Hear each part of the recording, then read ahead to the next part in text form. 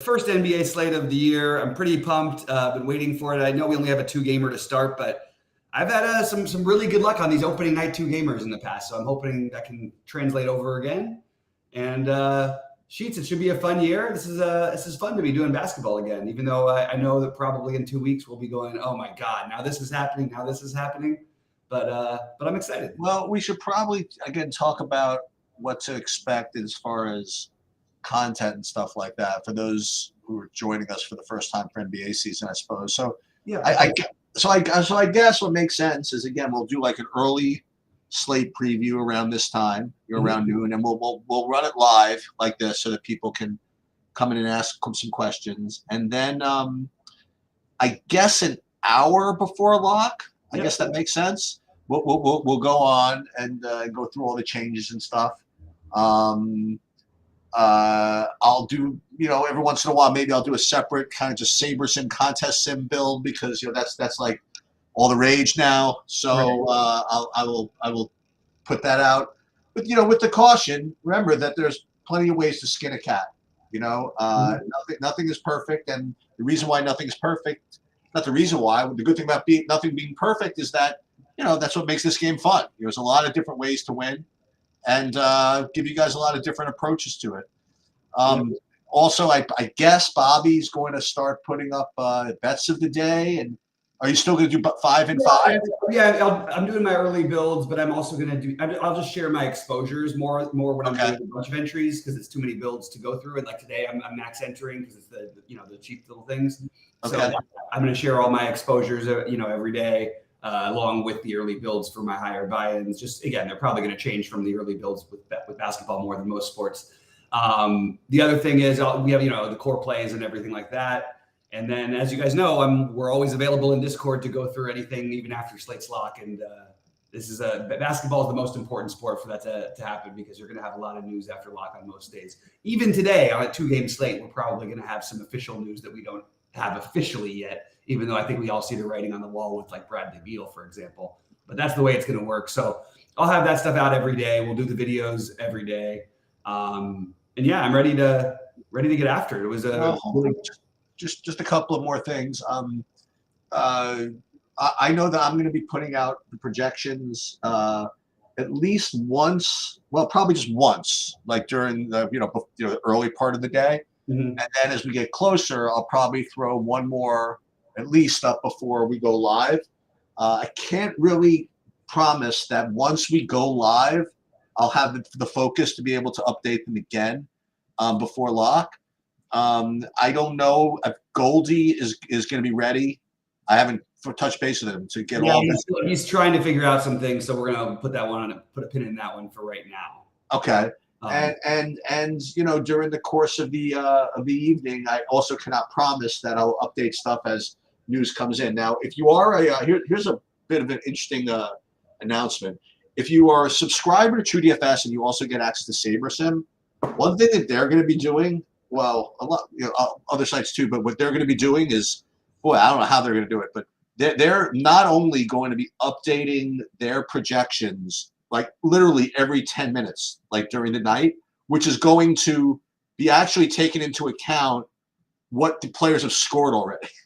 So if you're going to be looking for late swaps and later stuff, it's going to be doing that. And SaberSim is also going to be updating projected ownership throughout the course of the night. I just spoke with actually Andy, the CEO of SaberSim, before I came into the office today. And I told him good luck with that. He said, yeah, we tested it.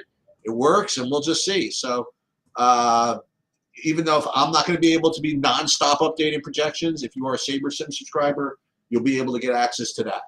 And I think that's all I have. Yep. I'm just gonna, and I'll throw this in. I'm putting it in the chat. But if you use the promo code BobbyFi NBA, the first number of people who do it, 25% off the first month with TrueDFS. So I just wanted to throw that out there. Oh, that's good. All right. So with that said, why don't we pull up your screen and start talking through these things? Yeah. So hold on. I was running one more thing. Forgot that I was going to share my screen. Just 1 second. Yep. No problem. There were only 2 games, but I will pull it up and we'll do it. I guess game by game, I suppose. Hold on. Where is my? Here it is. And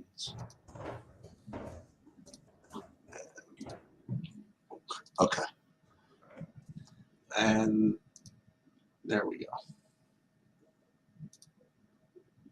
All right. So yeah, it's going to be kind of a weird one. It's kind of like, a little bit frustrating because I got greedy and I did a lot of my builds yesterday and I actually filled them in and everything. And I know I can just go in and swap them out and everything like that. But it seemed like a bunch of news came out after that. We have no Draymond tonight. We have no Bradley Beal. Those are more in the second game, which is going to, I think, be the heavier focus, at least for me and probably for most people.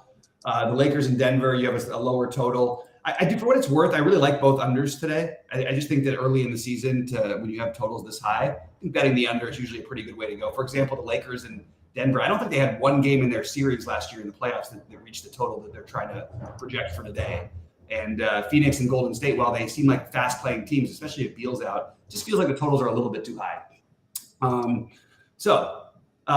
for whatever reason, whenever I do bet the unders, it's usually probably a good idea to jump with me. I posted my bets, but it's about 67% of the unders I think I hit last year. So definitely my most profitable bets are going to go that way. But how about boots on the ground? What do you think of the Lakers this year? I think that they're going to be competitive. Their bench is so much stronger than it has been. They've just got they're a lot deeper than they used to be. So I don't expect them maybe to go through the same kinds of struggles they went through early in the season last year. But I also don't like them to finish nearly as high. Like people have them, finishing second, third in the West. And I'm not saying they couldn't even get to the conference finals or something like that, but I don't see it as a regular season team where I'm going to bet on Anthony Davis and LeBron James staying healthy, personally. So I would take the under on their season long, barely under on their season long totals, but I think that they have they'll have a chance in the playoffs. They're not, I don't think that they're one of the best 5 teams in the league. A lot of people do. I have them probably a little bit further down, like 7, 8, 9 type range, maybe even a little further back, to be honest. But we'll see. It's, if LeBron and AD are healthy, you always have a chance, and pretty good role players around them now compared to what they've had in the past. What's the spread on this game? Double digits? No, it's 5 points. Really? Yeah, it's pretty standard. I mean, 5.5. It is ring night. It's open. They're going to do the ring ceremony and all that, and usually that's a good thing for the home team, and usually you take them in those situations. But they are playing the team they knocked out, and they swept out of the conference finals. I think the Lakers will come to play tonight, but I still like Denver, and I like the under. There was a little bit of weird narrative. Not narrative, whatever, coming out of Denver when so Denver they moved at his own request, I guess, Bones Highland, and they were asking. This is probably an interesting quote.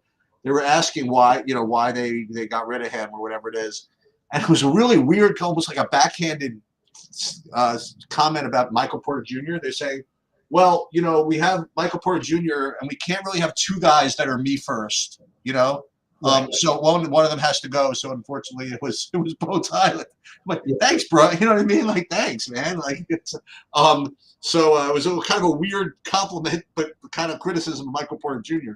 But yeah, it's I understand what they're saying. You have like 2 guys who are playing like us all the time, heat check, and they'll just pull up from wherever, and that just doesn't work with a team like Denver, who when they run their offense, there's just clearly been the best offense in the NBA with Jokic. So they really don't need those 2 guys. So listen, so it's a 2-game slate. I mean, what do you want to play here? What do you want to do from this first game? Well, so again, we don't have the starting lineups yet. There's the speculation is that Taurean Prince will start. I believe that probably is the case. Assuming that happens, that provides some serious value at 3,500. But if you look at the pricing of the players on DraftKings, especially, one thing you should be thinking about is the spend ups are all way underpriced. And by the way, they're being way under projected. I don't know where the hell people get off with Jokic. I mean, Saberson has Jokic as a 50 fantasy point projection. That would be like Jokic's worst game of the season. Yeah. One other, again, only because it's a 2-game slate. I'm kind of excited about all the new stuff we're doing in the background.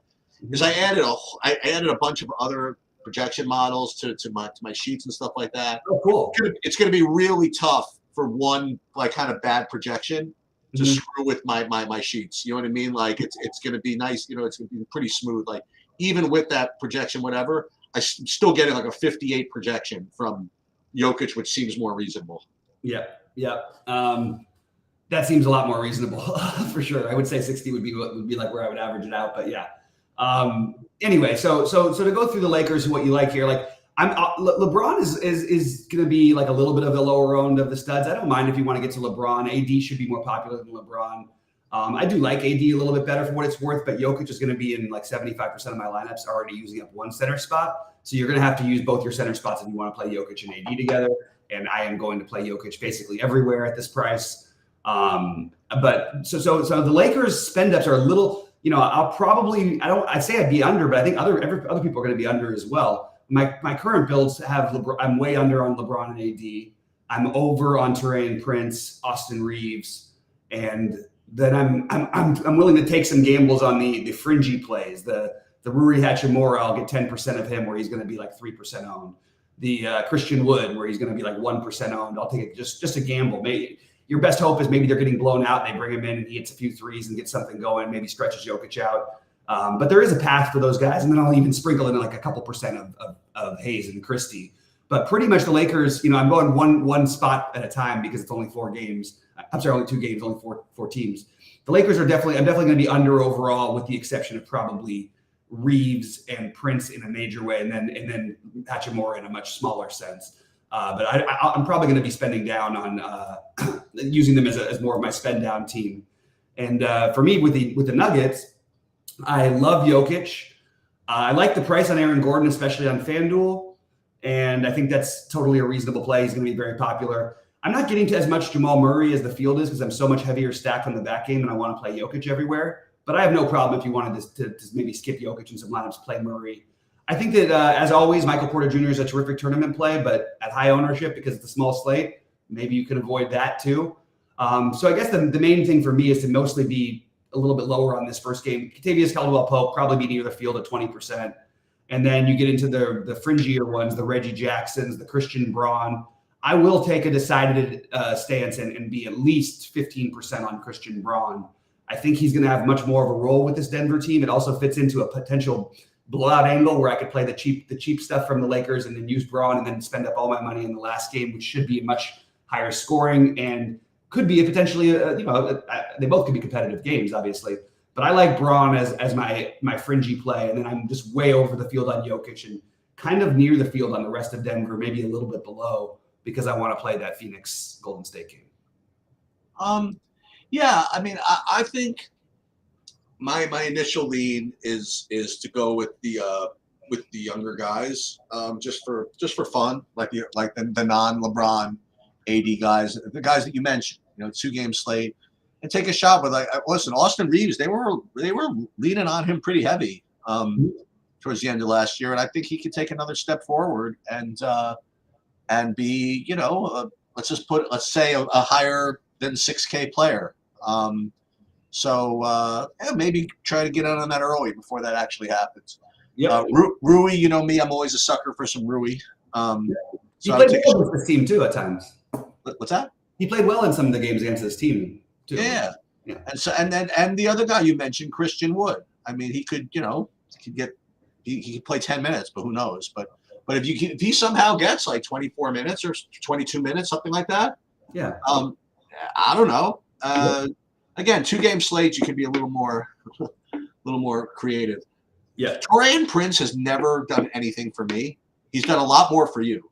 So I'm going to defer to you on that, on the Taurean Prince starting thing. I'm sure he's going to project really well. He is projecting really well. And I think he's going to be I imagine it'll be pretty highly owned.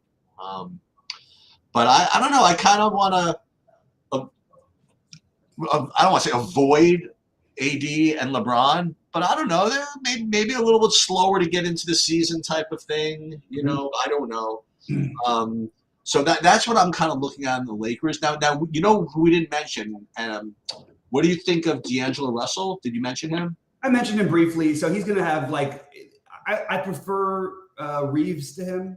Yeah, I do too. I think in terms of like a fantasy production thing, it's one of those things where he could always just get hot and burn you. But at 30% ownership, probably be slightly below the field and a little higher on Reeves. That's my take on him. Yeah, so Jamal Murray, I mean, that obviously makes some sense. But when I'm looking at my builds, I'm sort of in with what you said in the beginning, is that the majority of the stuff is probably going to come from the later game. But yeah, Jokic is just way too cheap at 10K. And the other guy you mentioned, I thought on Denver was interesting, the Christian Braun. Again, those younger guys to make that next step. You know, I think there are routes where, I don't know, I think there are routes where Christian Braun is 6K within a couple of months. You know, Yep. I don't know when or where, how, but he's definitely shown flashes. And you know, why not take a shot at something like that? Like I said, Michael Porter Jr. is always a guy people just are gonna play. So yeah, how about that'll be the theme for me. I will be remiss though if I have to mention something about D'Angelo Russell, because we had Jolly in chat saying, you know, D'Angelo Russell looks like a good play. And sure, I'm not saying this is going to carry over, but remember, this is the same series this guy got benched in and couldn't even stay on the court. So I don't know where we're all of a sudden assuming that D'Angelo Russell somehow grew as a player. Like maybe, but I don't think that this is some sort of like D'Angelo Russell's minutes are going to be in flux. You're going to see him play 35 minutes. Some games you're going to see him play 20 minutes other games, because I just think he's a bad basketball player. And I think with a good team, you just really don't need that kind of stuff. Although they do want that secondhand shot creation outside of LeBron. So he does fit into that. So that's why I sort of feel like near the field, but maybe a little below for me on Russell, and over on Reeves, who I just feel like has no risk of not playing minutes outside of blowouts or injuries. Yeah, Aaron Gordon. I mean, yeah, he had some good games. Yeah, towards the end of last year as well. I don't know. That's kind of like what I'm in the mood to do today, is just kind of play the younger guys and not as much of the veterans. Just for something to do. Now we should probably put it in context. There are tournaments today that there's small buy-ins and a zillion for first that we're both probably going to be playing a decent amount of. Yeah, this might be actually the only time during the season I think Bobby might play more lineups than me. I'm not going to go 150 or whatever, especially on DraftKings. I'm probably just going to go 30 on DraftKings, but on FanDuel I'll go. You know, it's like $2 or whatever the hell it is over there. I'll probably go 150 there. So we can listen, and I'm going to use the Saber Sim and the Contest Sim stuff and just kind of like screw around or whatever. But if you're hand building, Bobby, I mean, there's no rules for today. Like even if you get 5 from one team because of 2-game slate, you won't have any problem with that? Yeah, I won't, especially because I'm gonna just be way over the field on this Phoenix Golden State game. And honestly, I really would be if the current ownership projections are anywhere close to accurate, Phoenix is being just way under-owned. They're gonna get juiced because it's gonna get juiced with the Beal still being officially, you know, questionable, even though he's unlikely to play, is probably throwing things off a little bit. Yeah. But I'll start with Phoenix really quick just to say what I like over there, and sort of the way I'm looking at the slate is who do I want to be over and under on. So the speculation is that Jordan Goodwin, or it'll be Jordan Goodwin or Eric Gordon. I think the Goodwin thing, if he starts, is kind of I'll definitely have some. He's 3,300. It's a small slate, but if it's Gordon who starts instead, you really might not get hardly anything at all from Jordan Goodwin. Also, if Jordan Goodwin starts, there's no reason why Booker doesn't become the point guard after like the first 2 minutes of the game and they play Gordon alongside Booker. Booker can play point guard. It's no problem. Kevin Durant runs the half court type of point anyway. So I'm going to be way over probably on all of the Phoenix. The only guy I'm not over on currently on Phoenix is Nurkic. Everybody else, I want more Gordon than he's going to be owned. I want way more Booker and Durant. Those will be the staples I play with Jokic as the spend ups.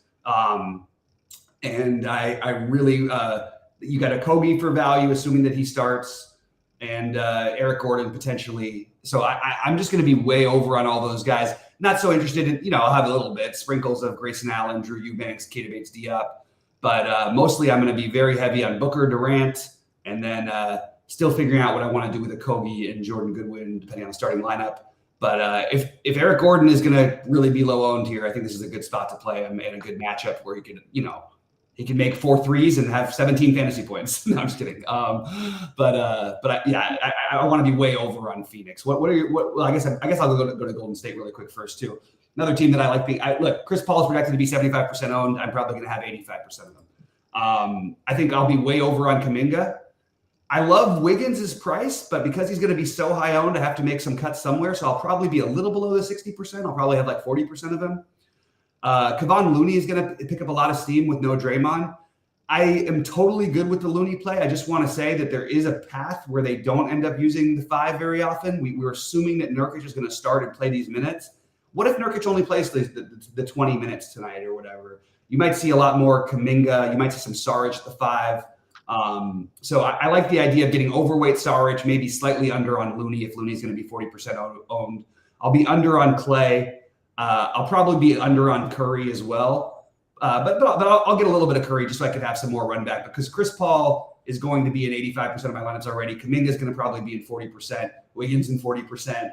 And then you get the Saric, Looney, Thompson, Curry. All those guys, I'm sort of okay saying like, okay, near the field, maybe slightly under, except for Saric, who's one I'll take a shot on. So priorities, Paul, Wiggins, Kuminga. On the other side, Booker, Durant. And I think this is the game you're stacking. And if you're going to play Steph, I suggest you play Steph in builds with Jokic because the problem is Steph, even if he goes crazy and scores 40 real-life points and, makes 10 threes, it's still likely that Jokic outscores him at 10K. So I would try to just pair those guys together if I could. The problem is it's a much more logical path to pair him with the Phoenix guys and just make a game stack out of it. So I'm just sort of trying to figure out how my builds are going to look with all that. What do you like in the second game? Yeah, I'm probably going to end up getting 100% of Chris Paul. Yep, and just try to get different elsewhere. He's just just too cheap. That's the best I can describe it. Yep. As far as other guys in this game, the one I'd have to worry about. But again, like where else? Do you need the value, right? So tell about Josh Okogie, for example. Like he's a guy that I usually don't like to play. But at 4K, if it gets me, a couple of studs, I mean, maybe I'll do it.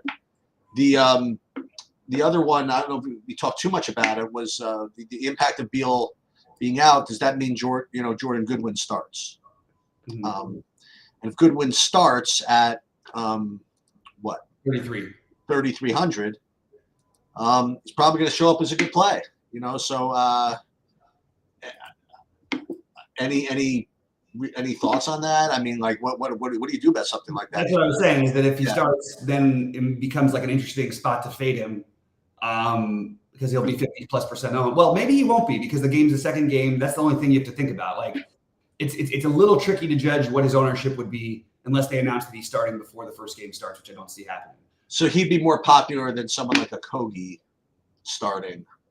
If they're, assuming that Goodwin starts, just because he's cheaper and he's going to project within like a point or two of Okogie. Right. Well, to stay with my theme, then I will say that my favorite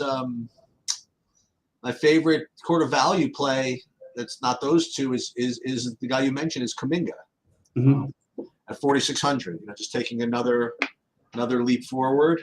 And I kind of like that. So that I think that could end up being my theme of the night is those guys like Reeves, Braun, not as much Christian Wood, but like Hachimura maybe.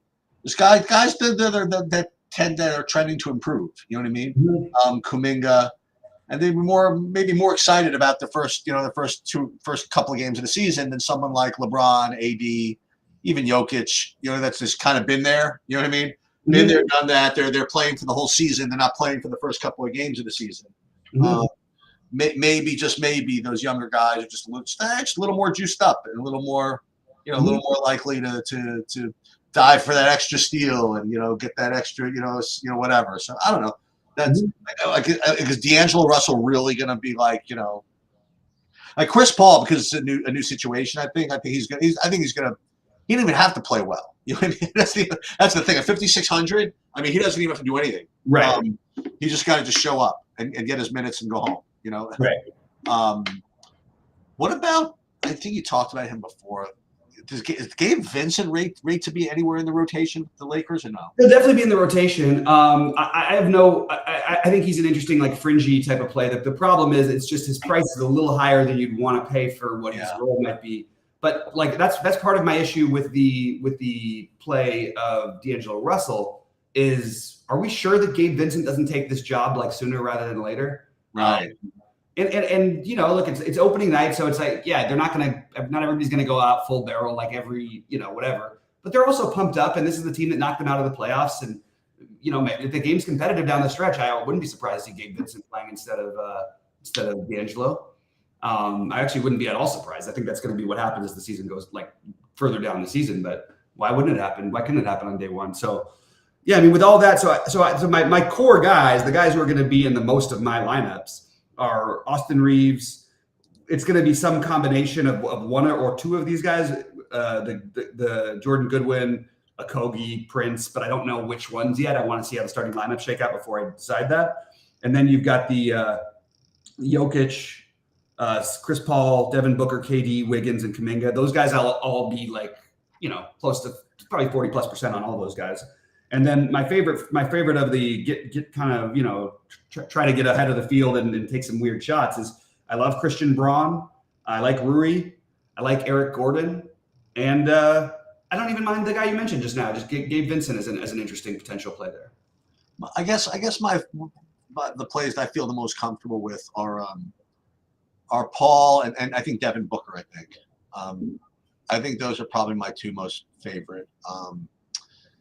And with respect to the Denver game, I do think why do I think there's blowout risk there? Why did I think it was going to be a 12-point spread? I guess I'm just a little. I think I was more down on the Lakers than I guess I should have been. Maybe I guess so I don't know. That's for me. For me, I think Booker and Paul are my most confident picks, and then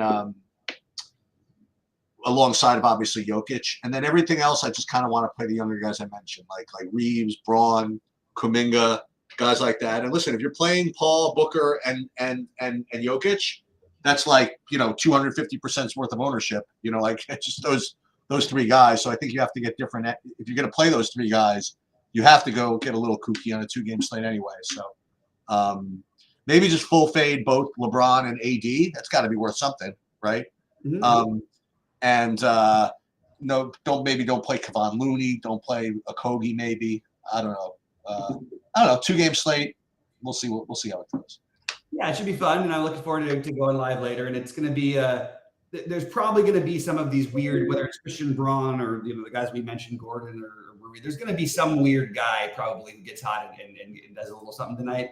And it's just hard to pick out those guys before we have starting lineups. And it's just, you're going to be speculating anyway, because these not only are these teams like all good, they're all deep. And it's kind of hard to know, like, like Gary Payton the second or whatever, nobody's even talking, like, he's going to be 0% owned. And is it totally impossible that they end up using him as their 5 like they did for a while when Draymond was out? Why couldn't that happen? So I'm just be ready for it and get some exposure if you're multi-entering to some of these weird fringier plays, especially guys like Payton and Saric and Rui and Brown and Eric Gordon. Those would be the ones I would think you could different with. There's a lot of buzz about this Julian Strother guy for Denver. I don't know, first of all, that he's going to play for sure. Saberson wanted to give me all the Julian Strother. They were ready to lock in Julian Strother. They were. He really liked the Julian Strother play. Sure. I was all ready to give you my thing. Like, who is, my little rap? Yeah. Say, who is Julian Strother? That's what I was going to say. And then he disappeared. So he looked great in the preseason and then missed the last game because he was banged up. So we'll see what happens today. I have a couple of other points. One is, especially on an easy slate like this, in other words, it's just 2 games, no excuse for not checking to see what's going on in late swapping. You know what I mean? Like, you have basically two island games. So if you play mostly, especially if you play mostly Phoenix, Golden State, and you don't play as much Lakers, Denver, and things are going in a way that requires you to be a little more juiced up in the late game, you could swap off of the chalkier plays and likewise. And I am going to be messing around with the new Saber Sim late swap stuff just to kind of see how it looks, how it works. And the last thing is that, again, all sports are different. And one thing I have to really get used to, again, is now that we're in NBA, you know, maybe not as much on a 2-game slate, although yes, but especially on these big slates, just you really don't want to be leaving that much money on the table in the NBA. The NBA projections are just so tight, and it's just such a projectable type of sport that if you're like getting too cute and you're leaving like 1,000 on the table, you're pretty much burning money in the NBA. Where in like other sports, like it's perfectly acceptable, and in some sports encouraged. The NBA is just because, listen, 48 minutes of of points coming in very small segments. Like if you get the minutes, it'll just kind of all even out. So the median projections of these basketball players are usually pretty solid. So if you're running lineups and you're leaving like 1,200 on the table, probably doing something wrong. So, and that's something I got to get used to. You got to be a little. Listen, you always have to try to be different in a way to win GPPs. But you got to be kind of conservative, with what you do. You can't be too off the wall. Right. Yeah. And if you're going to leave money on the table ever, it should be like 500. Like that'll get you different a little bit. You know what I mean? Right. You're not leaving 2,000 on the table in basketball very often. No. I did want to touch on a couple of things that people pointed out. Travis Duarte says Grayson Allen's a point per minute guy. I have no idea where he's getting that from, because Grayson Allen has never been anywhere near a point per minute guy. He averaged 20 fantasy points per game last year in 28 minutes a game. And he's in a much worse situation for him to actually be able to get shots off than he's been in. He was in a much better spot in Milwaukee. So I don't know where that number comes from. And there's no way by the end of the year, Grayson Allen's anywhere near a point per minute guy. He's never been close. Good. But I just wanted to address the Reeves will be chalk. So I guess I'll play Russell. I think it's really important that everybody really pays attention to ownership projections, because people just have sometimes a thought and they go, okay, well, that's going to happen, so I'll do this. But the truth is, right now, Russell is projected to be 30% higher owned than Reeves is. So I'm not saying that's going to be the case, but really make sure you're up to date right before and checking out the projected numbers, because I don't think that sometimes we think that stuff, but it really just isn't the case. And it's just thoughts that go through our head. And you got to really, really pay attention to the numbers and the projections, especially as it relates to ownership. I have like one or two other things. So what's up on my screen now, what people haven't seen, these are the sheets that I put up on TrueDFS. And one of the things that, first of all, if you look at this stuff at like 12 o'clock, it's like, there's no way this is even remotely close. I mean, it could be, but only by accident. But for what's going to happen at the end when all the news comes out and all the ownership gets updated. But this column that actually Bobby wanted me to put in last year, the minutes. Now, the reason why I put in the projected minutes, this is like basically an average minute projection from across the industry. The reason why I do this is, yes, all that stuff should be factored in, whatever it is. And we don't really drill down to where all these numbers come from. But what I think is important about putting the minutes in here is it shows you what the assumption is. So in other words, like if you have your own take, say that, Andrew Wiggins is going to get, rates to have more upside from this number than downside, then you can make your, you can play more of him or whatever. So to put these minutes in, that's just to show like what people are expecting, so that like for example, you look at the Jordan Goodwin just right now, I show 7.5 minute projection. Obviously that's going to change, right? But let's say that you saw this and you're like, wow, he's only expecting at 7.5 minutes. I think he's going to get more because he started, he's going to get 20 minutes. Then this freaking number is probably has more upside from this number than downside. And that's why we put the minutes in, so that you can gauge, where the assumptions are coming from. So that, and sometimes we see this, sometimes we see like in blowout games, or not blowout, in blowout possible games, the stud from one team with like a 37 or 38 minute projection or something like that. And know that all there is downside from that, know? And so that's the reason why that column is up. Right. And one of the interesting things is I'm looking at, other minutes projections elsewhere. And for example, like you have D'Angelo Russell projected to play 31 minutes. I think there's more downside on that number than there is upside. There you go. Whereas Austin Reeves is projected to play 31 minutes. And I think there's more upside on that number than there is downside. So those are the kind of ways. And again, I was using the Reeves thing as an example, but I really think, I do think Reeves ends up more owned than Russell, because I think people will figure it out by the end of the day. But I don't think it's going to be a significant enough thing where you're getting any leverage by really playing Russell reads. And I just want to throw that out. But I love this minutes thing, and I totally agree with your assessment of it. If you really want to try to figure things out, that's see where you think the production is really coming from.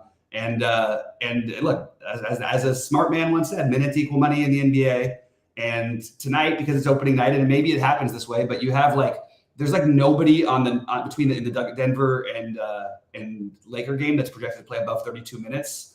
Some sites have them at 34 or something. Whereas Kevin Durant and Booker are both going to play over that in the Phoenix game, and they might have upside of Booker especially might play 40 minutes. And then you've got Curry, Thompson, all these guys are above more minutes than LeBron and Wiggins, even Chris Paul right there with LeBron and AD. So it just gives you an idea of why I'm, another reason why I'm even higher on stacking the second game than the first game. All right, Sheets. Scott McCarty asked, "Will you be bringing your Showdown dominance to the NBA this evening? Are you gonna play?" I don't think I'm gonna play NBA Showdown until the NBA Finals or something like that. Yeah. There's just no. I don't say there's no time, whatever it is, but it doesn't really interest me too much. I mean, I might, but I don't know. I doubt it. All right. All right, guys, please click the like button before you get out of here. We'll be live with you at 6:30 Eastern time tonight, an hour before the first game, and ready to make some money this year. Sheets, anything else before we get out of here? Yeah. Last thing is that, again, I might be doing kind of, again, these separate contest sim stuff. Again, it's more so that I can get used to doing it myself. And I'm curious to see what kind of lineup builds new contest sim stuff kind of produce. Mm-hmm. But again, don't be shy about making some changes. So for example, let's say that you do everything right, and this is this is the True DFS projections put up here, run through Saber Sim, run through contest sims. I already put all the settings in and things like that, and these are the lineups you get. I mean, don't be afraid to do stuff like, you know what? I just don't want to play that much of XYZ. I don't want to play that much Andrew Okogie, and I could just put max less, and it could adjust my lineups. And listen, in a world of contest sims, when not everybody, but more people are doing the same thing, mm-hmm. It's healthy to be a little different, and just a little tiny tweak here and there, put your whole construction different than everybody else. And I do think it's healthy to have opinions like that. And mm-hmm. It's I don't care what my sim say. I'm not playing Joe Mixon. I don't care what my sim say. I'm not playing, Nick Madrigal. I don't care what the sim say. I'm not playing XYZ. So I think that again, you could combine the various tools and different approaches to build good lineups and more to the point, and have fun. Play the guys you want to play as long as it's within reason. Mm-hmm. Absolutely. All right. Well, it should be a fun year, guys. I'm excited to get into it. We have a monster slate tomorrow, so that's going to be our first real crazy test of the 15 gamers. It's a 13 gamer, but feels like a 15 gamer. Anyway, and we'll be live at 6:30. Good luck to everyone today, and let's get the season started.